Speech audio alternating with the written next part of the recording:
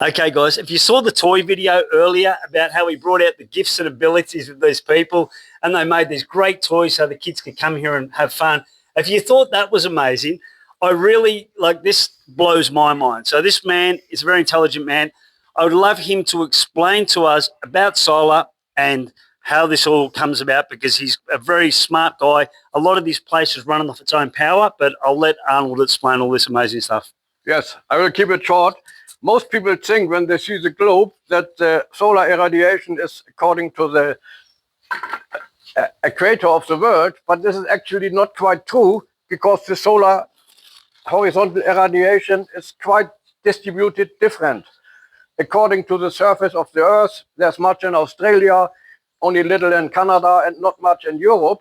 So we have made another graphic comparing the seasons for Europe and Asia in summer and in winter. And we have the figures for Davao in summer and in winter. In winter, Davao is #1 of the Asian solar radiation because we are so close to the equator.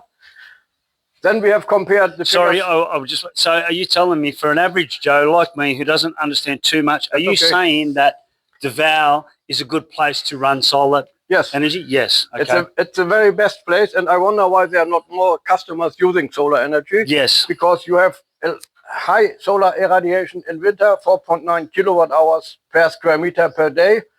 In summer, it's in the middle, but it's still even higher, 5.24 kilowatt hours per square meter per day. Fantastic. That's incredible. You're welcome. Then we have compared the figures for North America for summer and winter on the West Coast and on the East Coast. And then when we think further, we found out that every building in the world, be it in Australia, be it in Canada, Korea, Argentina, wherever, every building in the world can be self-sustainable.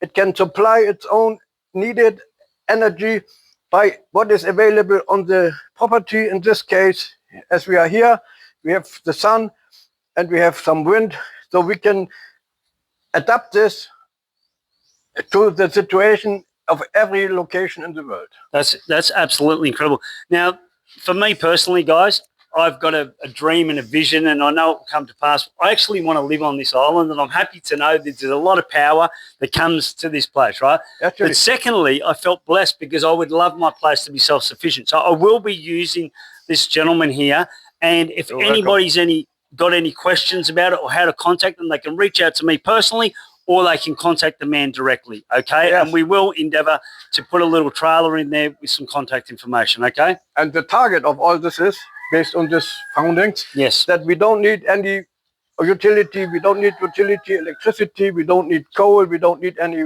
fuel, we don't need gas, we don't need wood, and we don't need water from the utility.